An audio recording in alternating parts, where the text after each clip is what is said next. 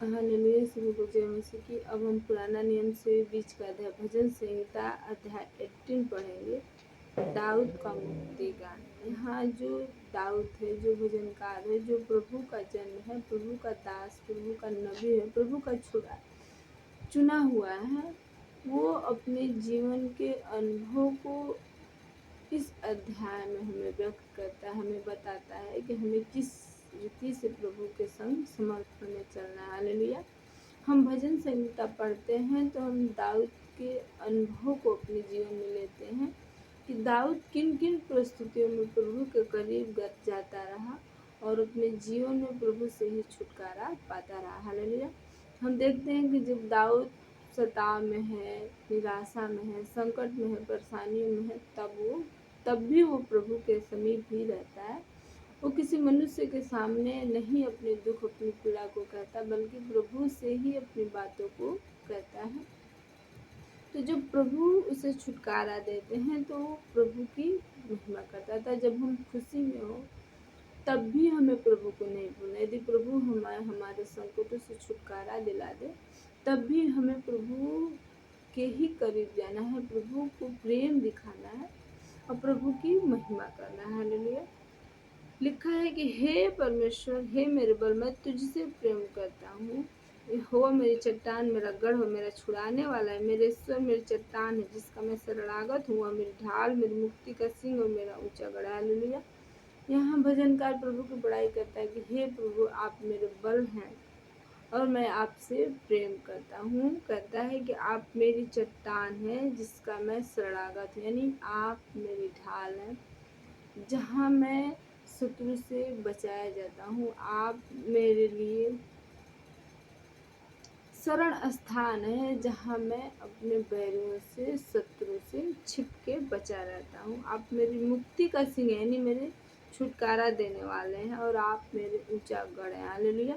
मैं यहोवा को जो स्तुति के योग्य है पुकारूंगा, इस प्रकार मैं अपने शत्रुओं से बचाया जाऊंगा। हालेलुया। भजनकार कहता है, दाऊद कहता है कि मैं यहोवा परमेश्वर को जो स्तुति के योग्य है, यानी जो आराधना के योग्य है, जो महिमा के काबिल है, मैं उसकी महिमा करूँगा और इस प्रकार मैं अपने शत्रु से बचाया जाऊँगा। हालेलुया। यहाँ हम क्या समझते हैं कि वचन में हमें ये बताया जा रहा है कि हम प्रभु की महिमा करते हुए ही अपने जीवन में शत्रु के ऊपर, बीमारी के ऊपर, परेशानी के ऊपर, नशे के ऊपर फतह को, जीत को हासिल कर सकते हैं। हालेलुया।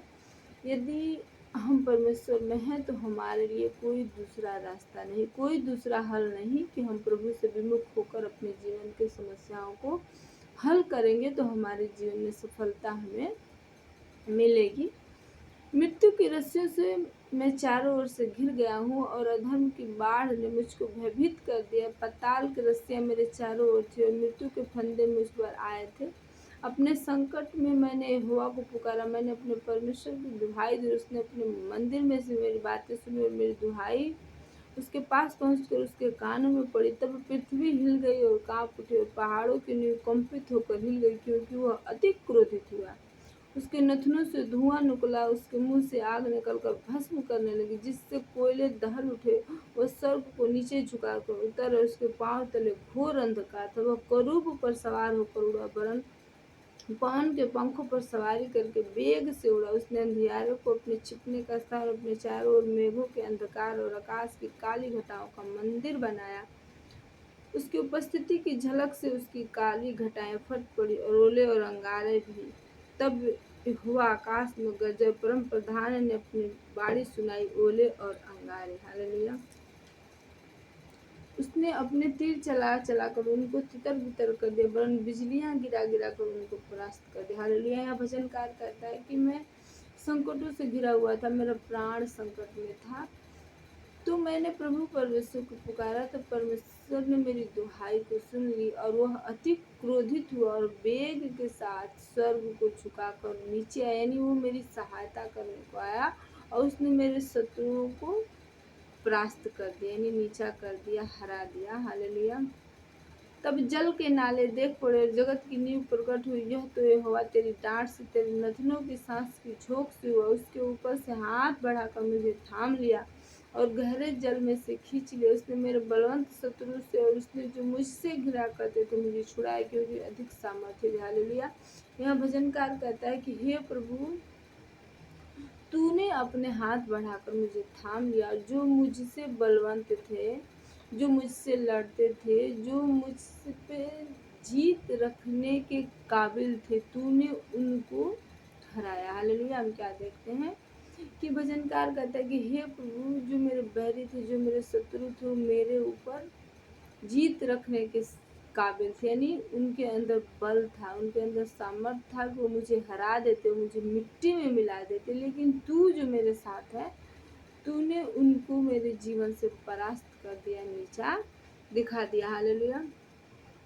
मेरी विपत्ति के दिन में मुझ पर आ पड़े, परंतु यहोवा मेरा आश्रय था। उसने मुझे निकाल कर चौड़े स्थान में पहुंचाया, उसने मुझे छुड़ाया, क्योंकि वो मुझसे प्रसन्न था। हालेलुया। भजनकार कहता है कि हे प्रभु, जब मेरा विपत्ति का दिन मेरे ऊपर आया, तब तू मेरा आश्रय था। मैं तेरी शरण में भागा तो तूने मुझे छिपा लिया अपने पंखों के तले और मुझे चौड़े स्थान में पहुंचाया। तूने मुझे उस परेशानी, उस संकट से छुड़ाया, क्योंकि तू मुझसे प्रेम करता। हालेलुया। यह भजनकार कहता है कि हे प्रभु, तू मुझसे प्रेम करता है, इस कारण तूने मुझे छुड़ा लिया। मेरे प्रभु, हमें भी इस भजनकार की तरह ही अपने जीवन में समर्पण के साथ प्रभु की राहों पे चलना है, ताकि प्रभु परमेश्वर हमसे भी प्रेम कर सके और हमें हमारे संकटों से छुड़ा सके। हालेलुया। मेरे प्रियो, हम प्रभु से प्रेम कैसे दिखा पाएंगे? हम प्रभु से प्रेम आंसू बहा के नहीं, बल्कि वचनों को अपने जीवन से पूरा करते हुए ही अपने प्रेम को साबित कर सकते हैं। प्रभु परमेश्वर के वचन में लिखा है कि जो मेरी आज्ञाओं को मानेगा, जो मेरी विधियों पे चलेगा, वही मेरी संतान बनने के काबिल है, वही मेरी औलाद है और उसी से मैं प्रसन्न रहता हूँ। अतः हमें अपने जीवन से कभी भी परमेश्वर के वचन को तोड़ना नहीं है, नहीं तो हम अपने प्रेम को साबित नहीं कर पाएंगे। जिस रीति से हमारा परमेश्वर हमसे प्रेम करते हैं, वैसे ही हमें अपने प्रभु से प्रेम करना है, निस्वार्थ भाव से, जिसमें कोई स्वार्थ ना हो, जिसमें कोई ये ना हो कि प्रभु यदि तू मेरे जीवन में काम करेगा तो ही मैं तेरा पीछा करूँगा, अन्यथा मैं अपनी मर्जी को ही अपने जीवन में पूरा करूँगा। हालेलुया। मेरे प्रियो, हमें प्रभु से प्रेम दिखाना है, निस्वार्थ प्रेम को करना है, जिससे कि हमारा प्रभु हमसे प्रसन्न रहे और हमारे जीवन में छुटकारा देता रहे। आमीन।